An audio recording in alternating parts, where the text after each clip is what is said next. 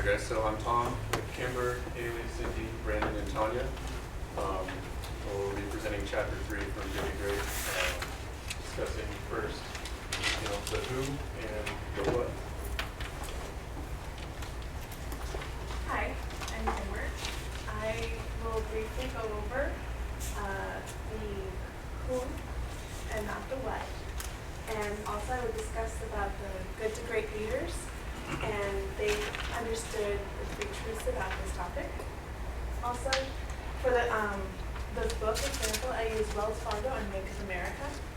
And for my example, I used capitalizing on individual strength. All right. To go further in explaining the first who, then the what, I would like to explain that let's just all imagine a bus.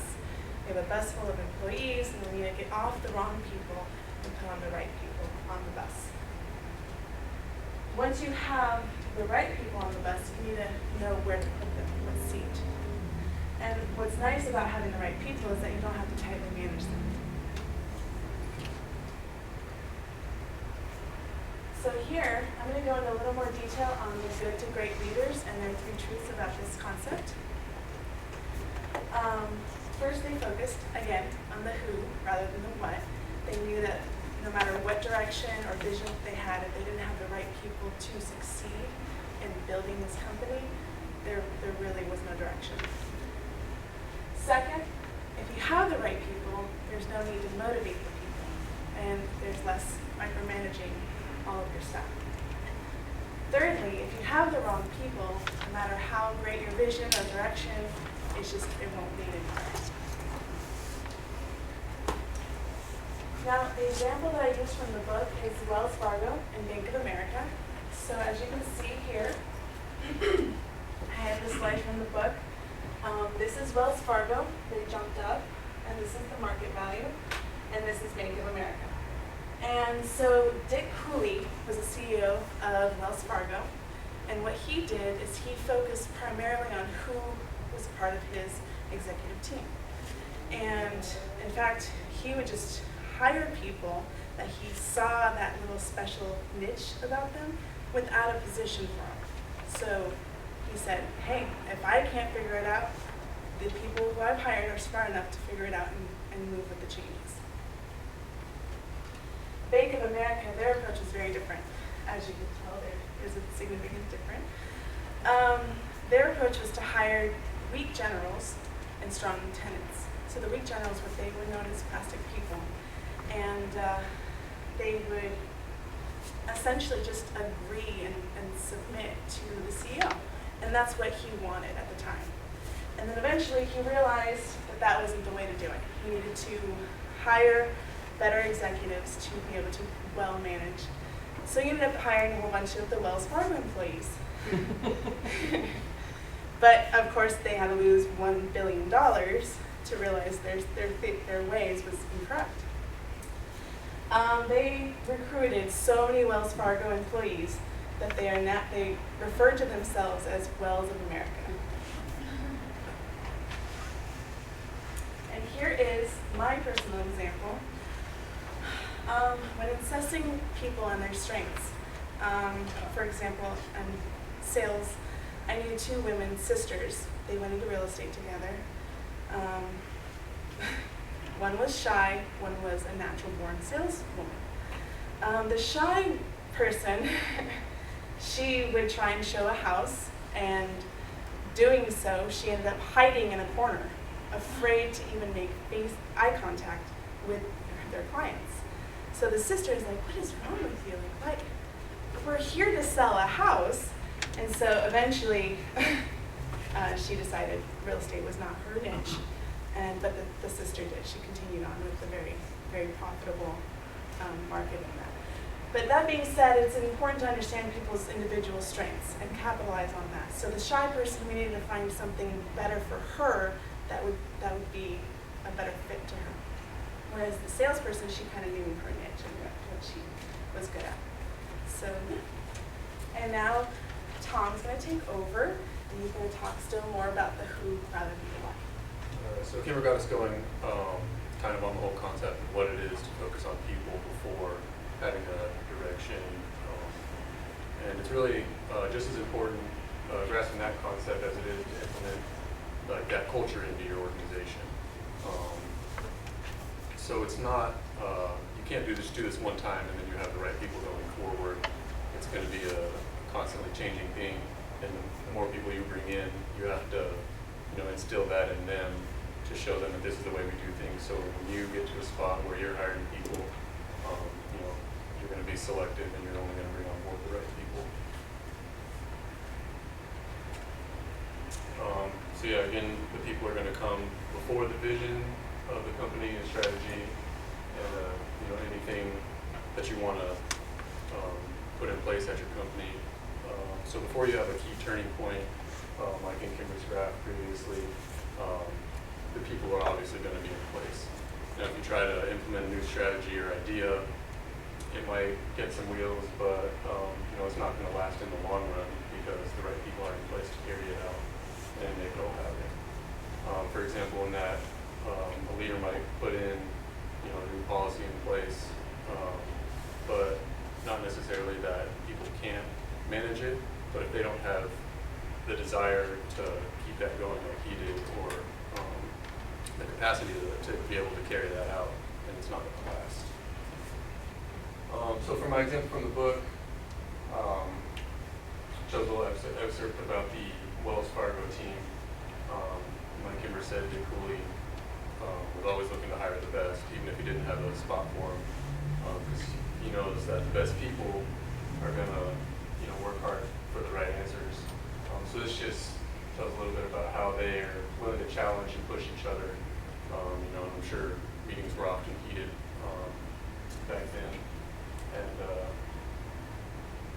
so just having the right people in place, even if there's going to be tension, is definitely going to push the company in the right direction in the long run.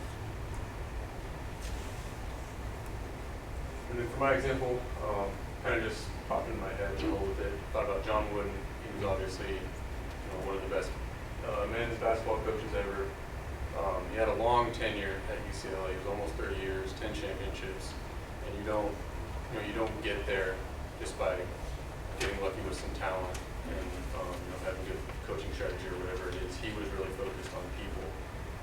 Everything I've read of him, there's so many quotes out there about how he would much prefer to take a young boy out of high school and turn him into a man. Even if he's not the most talented, he's more concerned about the people that are on his team. And in recruiting, with that mentality, the product kind of spoke for itself. Coach for 30 years and win 10 championships. And I think his win percentage was like 800. So the product for him, I thought, kind of spoke for himself. Hi, I'm going to talk about the Genius with 1,000 Helpers model, which tends to be a little different from what Tom was talking about. So this is a company that has a genius who is the strong asset of a company. So they'll have great ideas, great ways to implement them, but they tend to have little to no executive team because they don't need one. They tend to have all of their ideas in their head, and they need just like a little army of soldiers to help them implement the plan. But in reality, you don't really, need to build an executive team. So they're looking for incredibly talented individuals with extraordinary strengths and extraordinary ideas. So just a couple of model characteristics. The genius is the primary driving force of the company's success. As we mentioned, they usually don't have a very strong management team. They'll maybe have one just for politics of it all, but probably not the best team and probably not very involved with the decisions of the company. If the company leaves, the helpers will try to mimic the genius's ideas and kind of bold steps that they take in the company, but they are most likely to fail because they are not geniuses and very likely not able to have that same force that the genius would. And that could lead to risky business And then an example that the book gave was Jack Eckford and versus Court Walgreen. So Jack was the head of Eckford Companies or Eckford Corporate, and he was the primary driving force of the company. He was a genius at choosing what to do. However, he was not very good at selecting who to do it. So in contrast, Court was very, very good at selecting a strong who for the executive team and also just for the company in general. So he's really good at that. Jack was really good at finding locations to place his stores, to find the best places that would maybe be the most profitable. But he wasn't very good at selecting management for that store. So Jack, on the other hand, was really great at selecting the indicated or the person that he thought would best be able to develop that store. This was a really big one, not having a successor in mind. So if you don't, if you end up leaving, pretty much there's no one to carry on.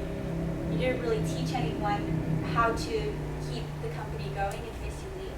And guess what? Since all the ideas are in your head, then nobody else is going to really know what to do after that. So Court always had someone, various candidates, and then always had someone to select from which he thought was best. And as I mentioned before, Genius with Helpers model usually has no executive team, just a bunch of helpers that help them implement the plan. And Court would have always the best executive team in the industry. And then this is just a little graph that was in the book, just shows that you have a first what, which is the person who has the plan and will drive a bus with all of the plans set in his head. And then he'll try to incorporate a who, and he's planning this who in regards to who's going to best help him implement the plan, whereas just get it done, not really helping share ideas and stuff like that. I think that's the level 4 leader. So the level 4 leader is the first what and then the who, whereas she's been explaining how level 5 leader is first who and then the what. And then just an example that we came up with was Silicon Valley has a lot of great examples of startup companies who are these kid geniuses that have all these wonderful ideas, and when they're first getting started, they're really doing a great job, but if they decide to leave for whatever reason, they're most likely not going to be able to hold up the company just because all of, if not most of their ideas are in their head. So if they don't share those ideas, it's pretty hard for the company to continue on without them. And I'm going to be talking about how the leaders are going to be choosing the who. So they've talked about why it's good to choose the who and then put them in the right spot. And she's talked about how getting the right people on the bus will help you succeed. And one of the ways that you can choose the who and the great leaders, how they have done it, is the great leaders are rigorous. So we're going to be going over how strict leaders are good leaders, the rigorous versus the ruthless leaders. My example is from the book Wells Fargo Bought Procter, and then my personal example I will be going over as well. So in detail, rigorous leaders, they're strict leaders, they're good leaders. The great leaders are strict, they show no pity. One quote that I found from the book that I thought really explained it, it says, "The only way to deliver to people who are achieving is to not burden them with the people who are not achieving." And I thought that spoke very loudly. You want to reward your good employees with people that aren't going to hold them back. And so if you have employees that are holding people back, they aren't necessarily the people you want to be on your bus. So I put the rigorous in green, meaning this is the good, you want to be a rigorous leader, and the ruthless in red is the stoplight. So rigorous leaders, they're exacting the standards at all times. The best people don't worry about their position, and they can concentrate on their jobs. Whereas if you're not necessarily a good employee, you might be wondering and always questioning, and it kind of holds you back. And rigorous leaders, only the best people, the way they think is only the best people are allowed on the bus, and they make the cut, and they deal with it up front. So they're not going to drag you on if they don't want you on their bus. They're gonna let you go, let you explore your further options. Whereas ruthless people, they may empathize, they may hold people on the bus to hopefully, potentially they might be successful, but it's actually delaying the process. You want to get the people off the bus that don't belong and that are actually holding you and your entire team back. The example from the book that we used Wells Fargo team bought the Crocker managers and their entire team actually. So when they did this in 1986, on day one they planned to shed gobs of excess costs, which is not unusual for when people buy another company, like, where can we cut costs? Like, what were they doing wrong in the first place? And they actually decided to get rid of most of Crocker's management team because obviously Crocker wasn't doing very well, and they said, this spoke and it kind of explained it all. So this is not a merger of equals, it's an acquisition. We bought your branches and your customers, we didn't acquire you. And that's not to say that that all of the managers at Crocker weren't successful and the right people on the bus. They did end up keeping a few and got rid of some Wells Fargo people, but this was the example that they used. And then my personal example, my mom actually works for Kofax, and Lexmark, Kofax is a small technology company that builds programs currently for real estate or the loan industry, and Lexmark just bought them. And so my mom's kind of been telling me a lot about how they're going through the process right now of cutting the people from her company that they don't think are the right people on their bus. They have some people that are in the same positions, and so they're evaluating, well, do we keep the people from Kofax? Are they valuable to us? And they're currently in the process of getting rid of the wrong people and keeping the right people on the bus. And in doing so, my mom said that they've been very rigorous, and rigorous also means that maybe they're not good in this position, but maybe we can find another spot for them. So it's not necessarily kicking them out. And then this isn't on the slide, but today in I did one of my executive interviews, and I had an opportunity to be a fly on the wall in their quarterly meeting, and so I took that opportunity. And one thing that they started talking about at the end of the meeting was about cutting costs, and I thought that was kind of ballsy because the only costs they have are income and commission. So in the meeting with everyone, they're like, hey, we should get rid of some people because that will be better and that will help us succeed. And so they kind of went into, well, who's a benefit to us and who's kind of holding us back. There was one lady that just took 5 weeks off because she got married. So they were like, well, we've kind of learned to work without her these last 5 weeks, so maybe we can cut her. And so my dad was actually the one who would have to cut her. And so I was talking to him afterwards, and I was like, you know, Dad, I'm reading this book, and it says that rigorous leaders, they get the wrong people off the bus, and it sounds like to the rest of your team that she's the wrong person on the bus, and you guys don't really need her anymore. So I thought that really applied, so I wanted to add that to the presentation. Very cool. All right, so as Haley touched, you need to be a rigorous leader in order to have a successful company, but how do you get to be a rigorous leader? So I will be discussing 3 practical disciplines that Jim Collins and his team came up with in order to be rigorous, the examples from the book and example that the group came up with.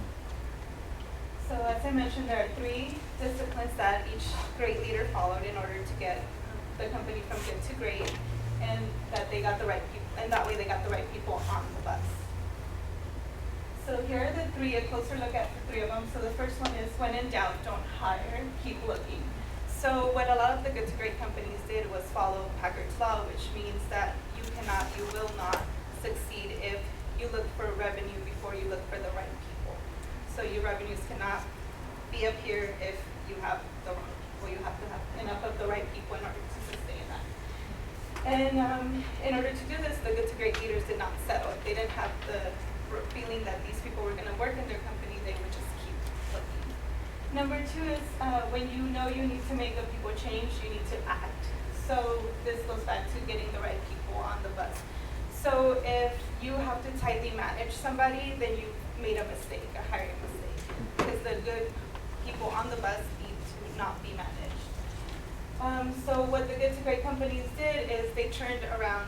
They had a turnaround. It wasn't different. It wasn't more than the other companies or less. They just did it in a different way. So what they did was try to fit the people where they belonged. Instead of just firing them, letting them go, they would move them around. And number 3 is put your best people on your biggest opportunities, not your biggest problems. Meaning you want to build on your opportunities, not keep your best managing what's already working for you, what's already been going well. And this will show that the best people do want to be part of greatness. They want to be part of a good company.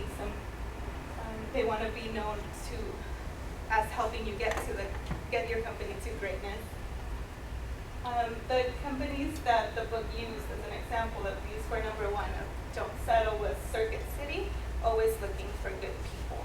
So instead of focusing on how we're going to sell this, who are we selling to, is let's get enough of the right people on the bus.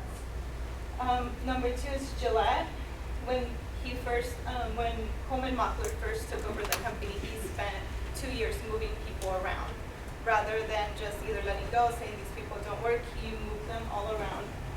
And Circuit City, the CEO of Circuit City actually made a good point, is you want to put the round pegs in round holes and square pegs in square holes. And for the number 3 is Marlboro. Joe Coleman and George Weissman. George Weissman was part of 99% of the business of Marlboro, which was domestic business. 1% was only for their international business. So Coleman decided to move George to his international business, and then it became the number 1 cigarette international before it even became number 1 in the U.S.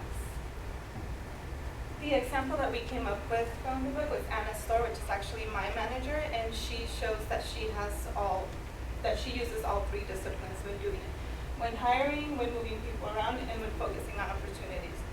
She's so good at hiring that they'll have her do all the hiring for all the stores in the district. So she's an unofficial recruiter when she does that. She definitely focuses on all the opportunities and will move her people around in order for our store to keep being the best in the district.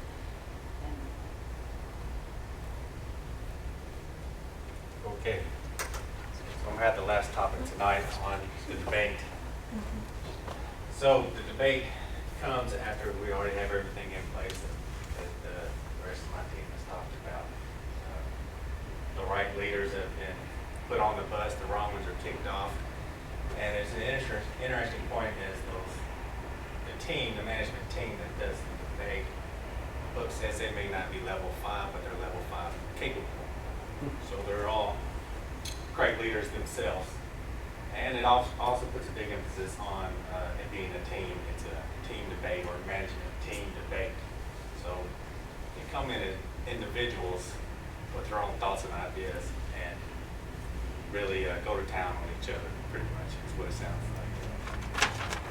It can get pretty nasty, but at the end of the day, when a decision is made, everyone sticks with it. It's probably a bad example. But, so here's more of what I'm talking about. They're all about the common good, the best thing for the company, regardless of if their ideas weren't accepted. They're going to take whatever decision is made and run with it the best they can. So from the book, it doesn't really speak too much about it. What it says though is from a Philip Morris, the tobacco company. It's just a small paragraph, and it's referencing an article that someone wrote when they were in that office. Basically, the article says these guys can't get along. They act like they want to kill each other, and it's chaos. But when a decision is made, everyone sticks together, and they carry out the decision, no matter what their feelings are. And so, from my personal experience on the debate, I worked as a program manager, and we would have to figure out how people and things were going to get where they needed to be. And there was only 4 of us that would have to decide this for very, very large movements, a lot of assets, a lot of people, and multiple ones at the same time around the world. And of course, we were all very knowledgeable and experienced, and we all had our own ideas. And it would get pretty nasty sometimes, well, every time actually, but at the end, when a decision was made, we stayed with it. When something would go south, we would bicker with each other and say, I told you, we should have done it my way. But, we stayed with it, and when the outside source would call and complain, we would always stick together. Even though we would say, yeah, we know this is that. But anyway, but that's the point of the debate. Come together, not for your own interest, but for the good of the company. And so for conclusion, this is what we talked about: the who, the what. First the who, then the what. So putting the right people in the right spot first. And Genius with 1,000 helpers is kind of went the opposite way. Rigorous, not ruthless. And then booting everybody out. And then the debate. And we decided that the overall concept was worthy of 5 stars. And here's a quote that we found. First who is a very simple idea to grasp and a very difficult idea to do. And most don't do it well. This is why we believed it was difficult to implement chapter 3 into everyday life, into the company. Questions? We have a quiz next, so if you have any questions, ask them now. What are the answers to the questions? That's a great question. Yes, I do that.